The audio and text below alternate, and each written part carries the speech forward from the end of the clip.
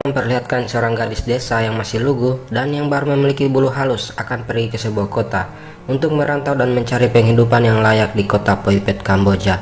Setibanya di terminal, anak gadis itu kemudian dijemput oleh seorang om asing lalu membawanya pergi dengan sebuah mobil, di mana di dalam mobil tersebut sudah ada om lain yang menunggunya. Kemudian dia diberi sebuah minuman yang faktanya sudah diberi obat bius. Alhasil, dia kemudian pingsan dan dibawa ke sebuah tempat seperti gudang. Kenyataannya anak gadis itu ditangkap oleh mereka dan akan dijual, dan juga akan dijadikan sebagai wanita pengencrot bagi para om-om nakal. Bahkan mereka sengaja merekamnya agar nantinya bisa didownload bagi para penikmat situs.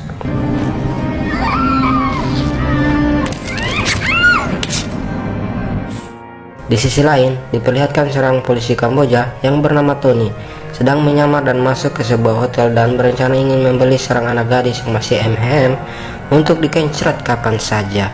Namun bos sang penjual wanita kencrot itu justru menyuruh Tony agar melakukannya sekali di depan mereka. Wow.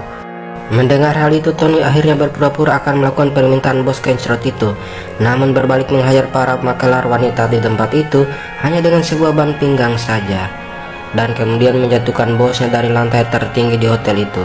Tony pun akhirnya membebaskan anak gadis itu serta memberikannya sejumlah uang. Scene berpindah ke sebuah restoran di mana ada sebuah keluarga mafia yang sedang merayakan ulang tahun anaknya yang bungsu. Ayah mereka bernama Viktor Dragovic serta anak-anaknya Goran, Ivan, Andre, dan Janko sebagai anak angkat. Usut punya usut, mereka sekeluarga mempunyai bisnis menjual gadis-gadis muda untuk dikencrot oleh om-om nakal.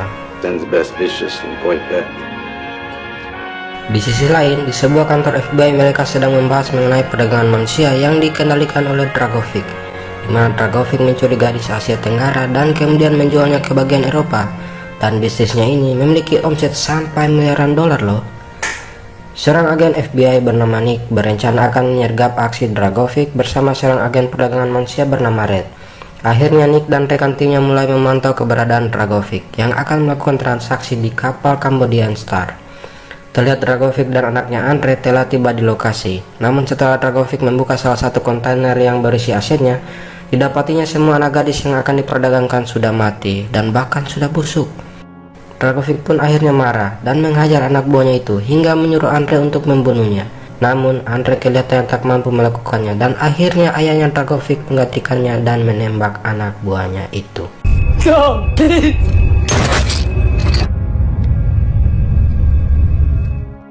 Nick dan timnya tak menyanyiakan kesempatan itu dan mulai beraksi menyergap Dragovic bersama komplotannya.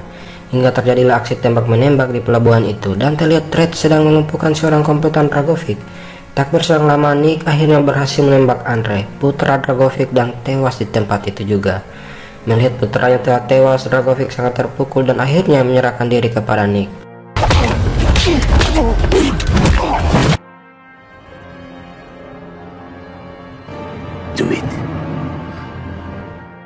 Akhirnya Dragovic berhasil ditangkap dan dibawa untuk diperiksa. Dan faktanya, walaupun Dragovic ditangkap langsung bersama barang buktinya, namun dia berhasil lolos dari tuduhan tersebut dan akhirnya Dragovic dibebaskan.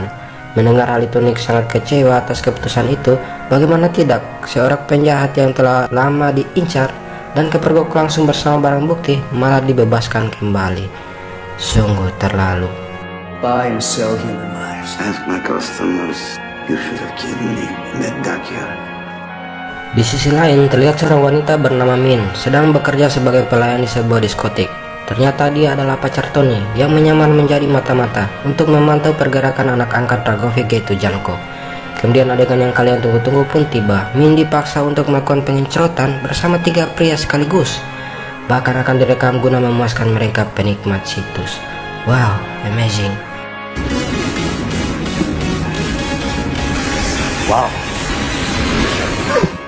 Usut punya usut, ternyata Min sudah menghubungi Tony bahwa dia nantinya akan dijadikan sampel pengencrotan. Hingga akhirnya Tony datang dan menembak mereka. Bahkan di antaranya ada yang mendapat pukulan tepat di perkakas masa depannya.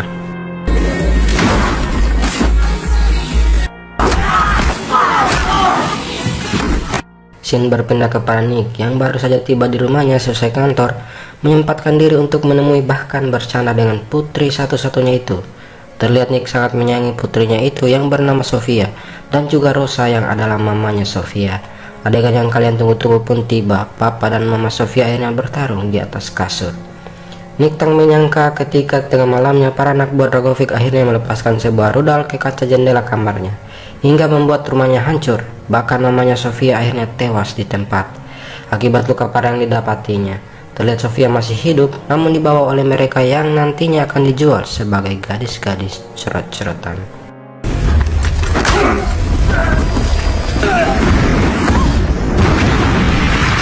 Setelah peristiwa itu Nick masih bisa selamat dan akhirnya dibawa ke sebuah rumah sakit. Ketika Nick sudah disiuman, dia mengatakan kepada rekannya dan kepada agen Red yang kala itu sedang menjenguknya bahwa Sofia anaknya masih hidup. Namun kekecewaan terpancar dari wajah Nick karena perkataannya itu tidak sedikit pun dipercaya oleh mereka, hingga membuatnya terpaksa lari dari rumah sakit walaupun lukanya belum sembuh total.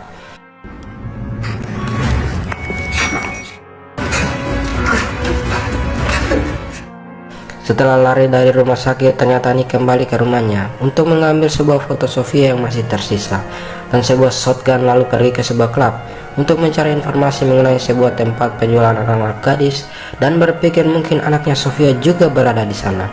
Namun sesampainya di sana dia tak mendapatkan apa-apa hingga membuatnya geram dan akhirnya meledakkan klub itu dengan sebuah bom molotov.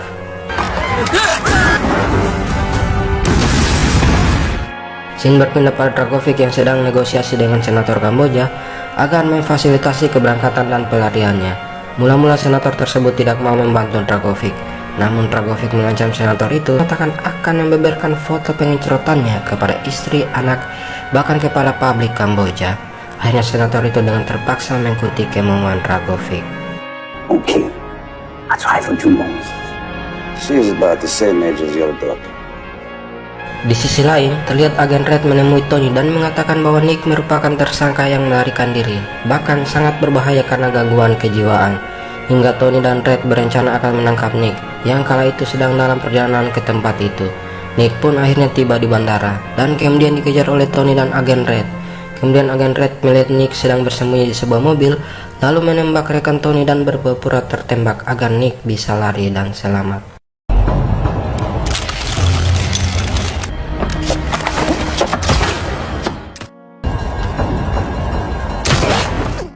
Mendengar tembakan, Tony langsung lari menemui rekannya, namun hal menyedihkan pun terjadi. Rekannya sudah tewas dan agen Red terlihat lemas karena terkena tembakan sendiri. Lalu agen Red mengatakan bahwa Nick yang melakukannya karena sekarang Nick sudah menjadi gila. Kayaknya agen Red ini ingin mengadu domba ya.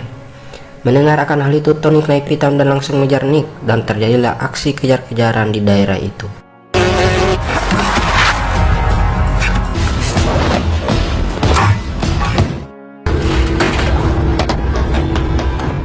Hingga Tony akhirnya menemukan Nick yang kala itu naik motor dan mencoba menembaki Nick. Namun sialnya, Tony kehabisan peluru dan akhirnya dia menahan Nick dengan caranya sendiri. Nick pun terjatuh dan mereka pun akhirnya berkelahi. Tony yang memiliki postur lebih kecil terpaksa harus menerima kenyataan. Dia dilempar oleh Nick ke sebuah mobil hingga bahunya cedera. Hingga Nick pun berhasil pergi menggunakan mobil.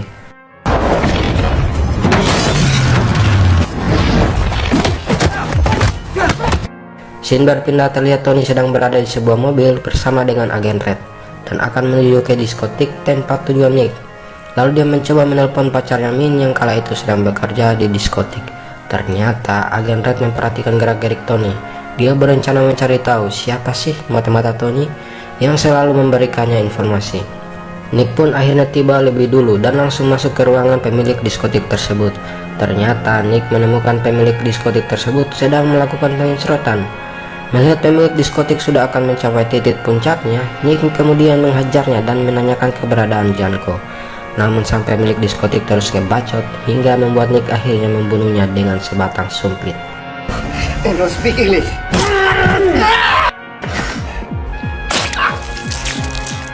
Terlihat Tony dan agen Red tiba di lokasi dan langsung mengejar Nick di antara rumah-rumah warga.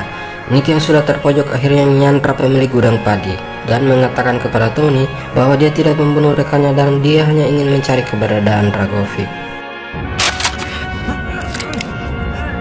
I didn't kill that cop. I just found Victor. Namun salah satu anggota gudang menimpakan padi kepada Nick, hingga Tony memanfaatkan kesempatan itu untuk menendang Nick. Mereka pun terlibat adu jotos satu sama lain.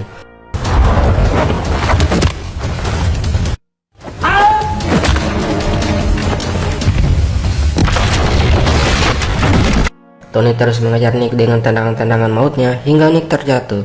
Dan siapa sangka ketika terjatuh Nick mendapatkan sebuah pistol dan mengarahkannya kepada Tony. Namun Nick tidak menembaknya, melainkan hanya menembak pembatas listrik dan kemudian lari meninggalkan Tony. Kejadian tersebut membuat Tony bingung karena jika dia psikopat, pasti dia sudah menembaknya. Agen Red datang dan membantu Tony berdiri. Namun sambil diam-diam, dia mengambil ponsel milik Tony. Pengkhianat nih Agen Red. Setibanya di diskotik, Agen Red memeriksa daftar panggilan Tony dan bermaksud mencari tahu siapa mata-mata Tony yang selalu memberikan informasi kepada Tony. Alhasil, Agen Red akhirnya menemukan orangnya. Ternyata dia adalah Min, pacar Tony. Melihat akan hal itu, Agen Red akhirnya menghubungi Ivan, salah satu putra Dragovic, dan memberitahu bahwa ada mata-mata di diskotik yang dia kendalikan. We'll send someone for her now. Found out who's leaking the information to the police. Terlihat Nick sudah tiba di sebuah pergudangan tempat Janko sang anak angkat Dragovic menjalankan bisnis haramnya. Nick bermaksud ingin bersembunyi bersama para gadis-gadis yang disandra. Namun salah satu anak buah Janko mencoba menceroti anak-anak itu hingga membuat Nick naik pitam dan langsung menghajar mereka, yang pada akhirnya sebuah tembakan terlepas dari seorang anak gadis dan membuat seluruh anak buah Janko terpusat ke tempat itu. Faktanya Nick menemukan puluhan anak gadis yang disandra oleh Janko, di mana akan dijadikan gadis pemuas nafsu para om-om Najkal. Hingga Nick menembaki semua anak buah Janko di tempat itu. Janko yang sudah terpojok mencoba untuk melarikan dan meminta bantuan Ivan dan Goran.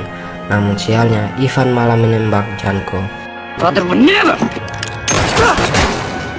Ternyata Tony juga mengetahui lokasi Janko melalui CCTV di diskotik. Hingga dia berangkat dan tiba bersama Agen Red. Akhirnya Tony bisa menodong Nick. In a month. I told you I didn't kill her. Dan tetap menuduh Nick telah membunuh rekannya waktu itu. Nick akhirnya menceritakan semuanya bahwa itu semua merupakan rencana licik si Agen Red. Mengetahui bahwa kelicikan telah terbongkar, Agen Red akhirnya menembaki mereka berdua dan mencoba untuk kabur.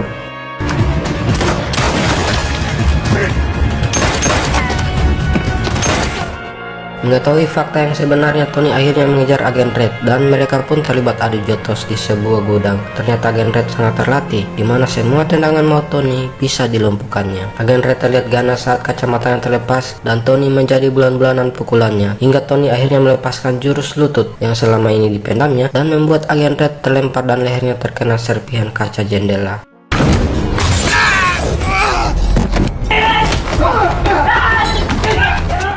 Tak puas dengan itu, Tony akhirnya menembak si Agen Red tersebut.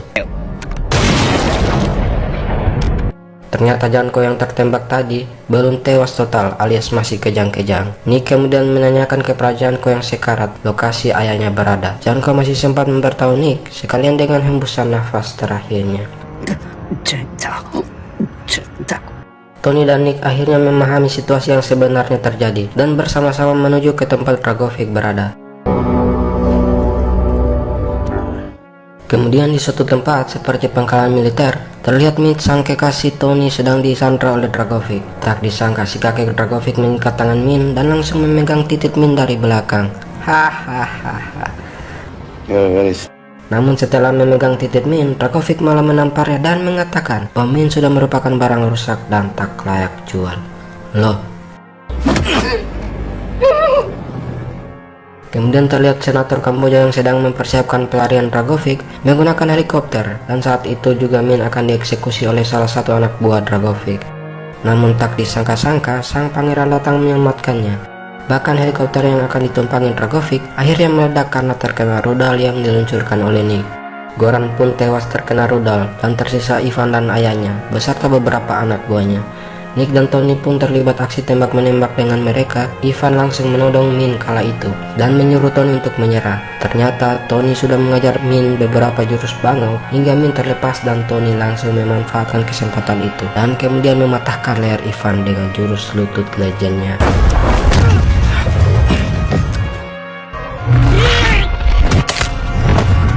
Di sisi lain, terlihat Nick sedang bertarung dengan Dragovic. Di sela pertarungan itu, Nick mencoba menanyakan keberadaan anaknya Sofia kepada Dragovic. Kenyataannya, Dragovic malah mengejeknya dan berkata bahwa dia tak akan bertemu dengan anaknya lagi. Mendengar hal itu, Nick langsung termenung dan sedih, bahkan lesu. Bahkan dia tak lagi fokus ketika Dragovic menusuknya. Dan parahnya, Dragovic mengatakan bahwa Sofia merupakan barang bagus untuk dipasarkan. Seketika itu, power Nick langsung up dan kemudian berbalik menusuk Dragovic. Akhirnya Dragovic tewas dan meledak bersama helikopter di tempat itu.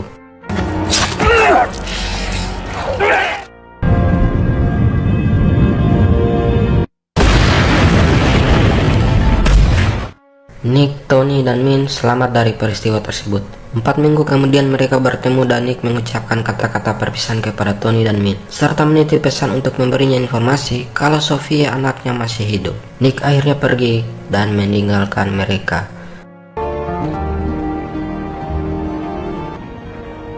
Don't ever lose hope, Nick.